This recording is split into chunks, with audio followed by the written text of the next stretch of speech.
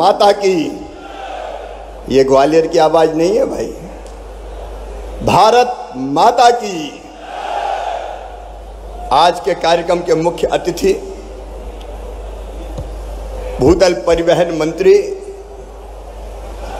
जो ग्वालियर के इतिहास की सबसे बड़ी सौगात लेके आए हैं,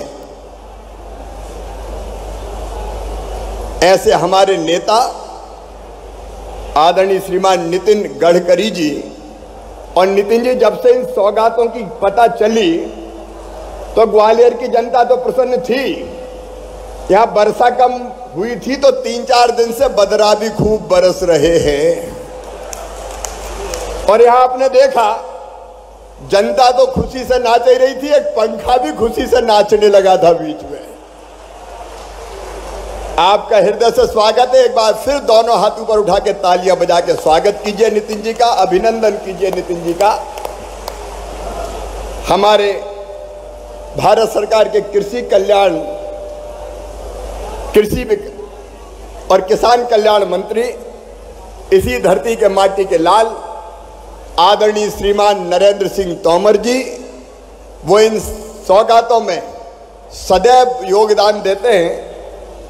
हमारे भारत सरकार के यशस्वी युवा मंत्री और ग्वालियर की चिंता सदैव से करने वाले आदरणीय श्रीमान ज्योतिरादित्य सिंधिया जी।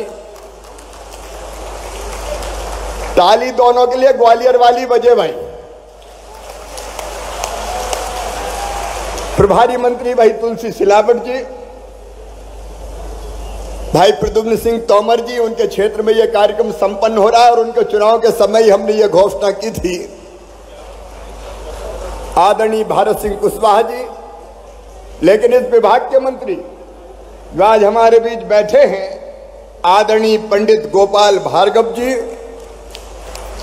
आदरणीय गोविंद सिंह राजपूत जी, आदरणीय महेंद्र सिंह सिसोदिया जी, हमारे यशस्वी और लोकप्रिय सांसद आदरणीय विवेक नारायण सैजवलकर जी, भिंड की सांसद बहन श्रीमती संध्या राय जी, आदरणीय मुन्नालाल गोयल जी, बहन इमरती देवी जी,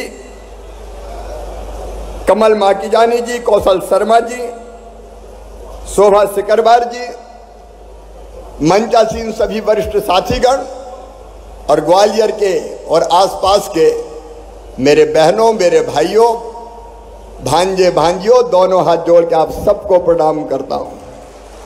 आपको याद होगा जब ग्वालियर में उपचुनाव हो रहे थे, मित्रों, आज मैं याद दिलाना चाहता हूं, 18 में कांग्रेस की सरकार बनी, 15 महीना कांग्रेस की सरकार रही, लेकिन ग्वालियर और मध्य प्रदेश के साथ जैसा अन्याय उन्होंने किया, विशेषकर ग्वालियर के साथ, इतिहास में कभी नहीं हुआ।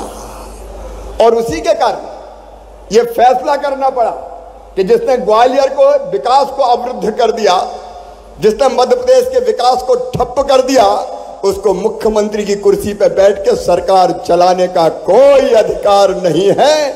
और इसके बाद सिंधिया जी और बाकी साथी आए और वो सरकार गिरी।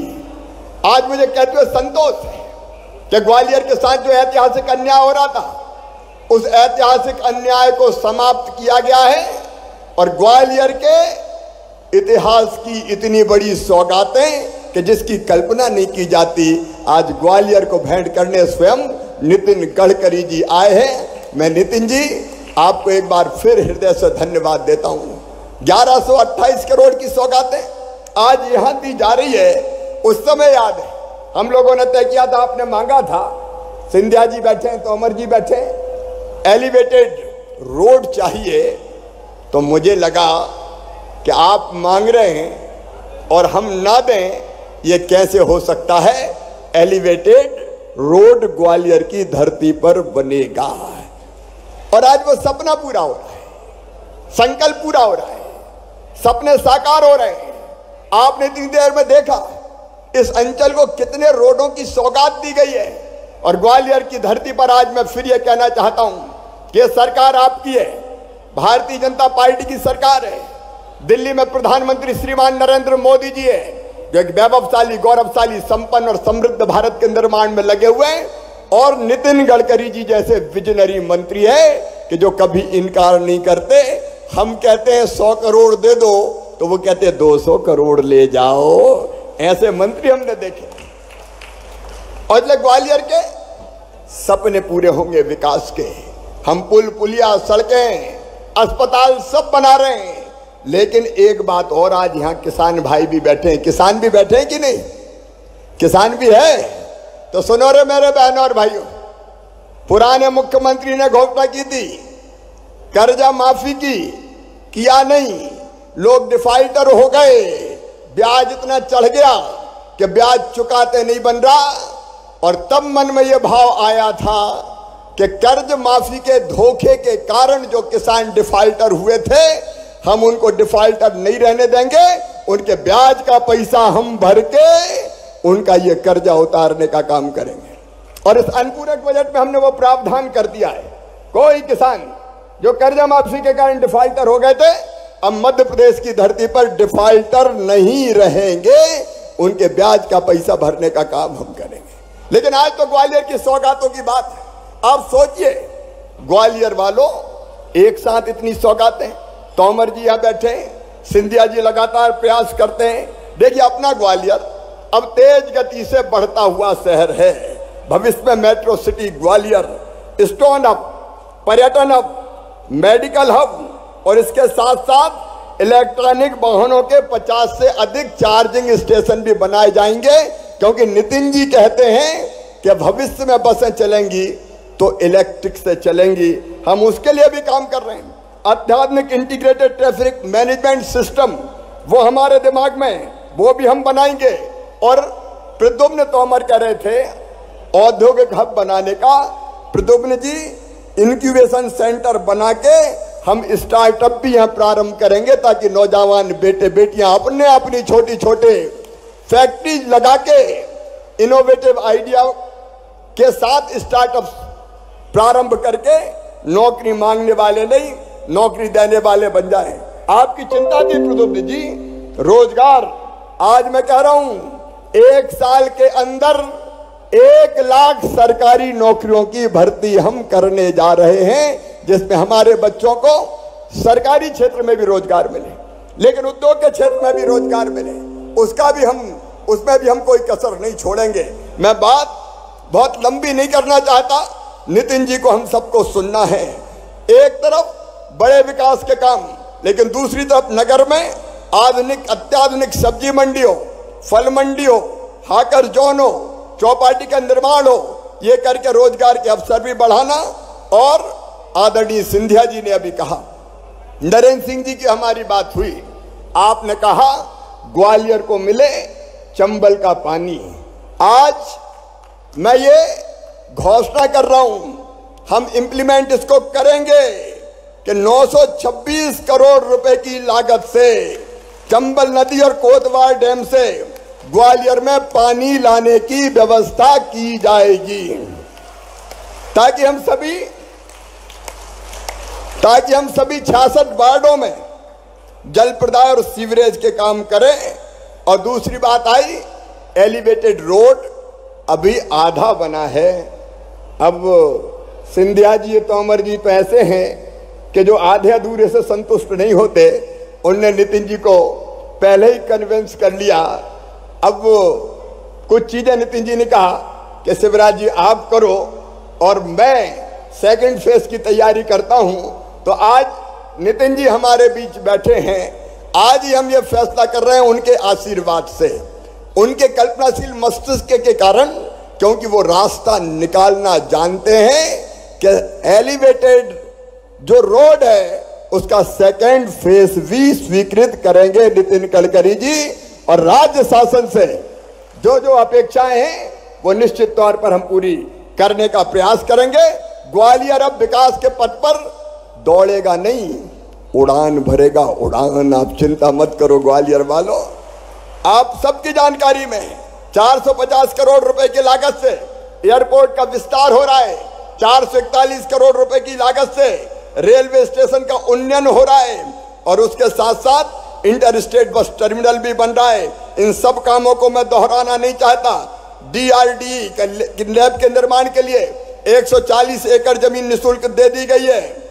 290 करोड़ की लागत से उसका निर्माण होगा और 1000 बिस्तर के अस्पताल का भी इस साल के अंत तक लोकार्पण कर दिया जाएगा, ताकि ग्वालियर को इलाज की बेहतर सुविधा मिल सके। औद्योगिक हब की बात अभी आई है, लॉजिस्टिक हब बनाने की हमने सबने आग्रह किया है श्रीमान नितिन गडकरी जी से, तोमर जी ने भी किया है, सिंधिया जी ने भी किया है, और लॉजिस्टिक हब ग्वालियर की धरती पर बनेगा। उसके साथ साथ औद्योगिक हब भी बनाएंगे हम, चिंता मत करो। अब एक तरफ से हमने ठान लिया है कि इस धरती पर फिर औद्योगिक विकास होगा। मैं नितिन जी को धन्यवाद देना चाहता हूं अटल एक्सप्रेस वे के लिए। वो केवल ग्वालियर के लिए, केवल मुरैना के लिए नहीं है, भिंड के और श्योपुर के लिए नहीं है, वो पूरे अंचल के लिए है। आप जानते हैं मेरे मित्रों, एक जमाना था जब चंबल के बीहड़ों में डाकुओं का आतंक हुआ करता था। 2005 के अंत में हमने सरकार बनाई थी और उस समय मैंने कहा था कि चंबल के बीहड़ों में या तो डाकू रहेंगे या शिवराज सिंह चौहान रहेगा, दोनों एक साथ नहीं रह सकते। और आप जानते हैं इस धरती से डकैती समस्या समाप्त कर दी गई। बड़ा तो कोई बचा नहीं, छोटा मोटा आता है तो बीच बीच में ही हम उससे निपट लेते हैं। लेकिन अब चंबल के बीहड़ों में नितिन गडकरी जी के आशीर्वाद से, तोमर जी और सिंधिया जी के सहयोग के कारण अब शानदार एक्सप्रेस वे बनने वाला है। और एक्सप्रेस वे का मतलब सड़क मत समझना, उसके दोनों तरफ इंडस्ट्रियल कॉरिडोर होंगे ताकि हम उद्योग बड़ी संख्या में ला सके। दिल्ली में अब जगह की कमी है तो हम का ग्वालियर आ जाओ, मुरैना आ जाओ। काउंटर मैग्नेट सिटी का भी बेहतर उपयोग उद्योगों के लिए किया जाएगा ताकि रोजगार के नए अवसरों का भी हम निर्माण कर सकें। मेरे प्रिय बहनों और भाइयों, आज अनेकों सौगातें मिली। मैं और आपको बताना चाहता हूं, फूलबाग से ग्वालियर के लिए रोपवे का कार्य स्वीकृत कर दिया है, DPR बन रहा है, उसके लिए भी ताली बजा के गडकरी जी का स्वागत आप करें। अनेकों काम जिनको मैं गिना नहीं रहा, उसकी आवश्यकता नहीं है। सेतु बंधन योजना के तहत पुराने कंपू बस स्टैंड से गोरखी महाराज बाड़ा फ्लाईओवर बनाया जाएगा नितिन जी के आशीर्वाद से। हजीरा चौराहा से 4 शहर का नाका फ्लाईओवर वो भी बनाया जाएगा। और बहन संध्या बैठिए, अटेर भिंड बाईपास से लेके अनेकों योजनाएं स्वीकृत हो रही है। और भारत सिंह मुझे कह रहे थे ग्वालियर मुरैना रेलवे लाइन पर ग्राम जलालपुर में अंडरपास की जगह ओवरब्रिज बन जाए, तो उसका प्रस्ताव भी मैं आदरणीय नितिन जी आपको भेज रहा हूं ताकि अंडरपास के बजाय ओवरब्रिज बनके इस क्षेत्र को भी सौगात मिल जाए। आपने इतनी सौगातें दी है कि हम घंटों बोलेंगे तो भी समय कम पड़ेगा, लेकिन जनता आज पलक पावड़े बिछा के दोपहर से ही बैठ के आपका इंतजार कर रही है।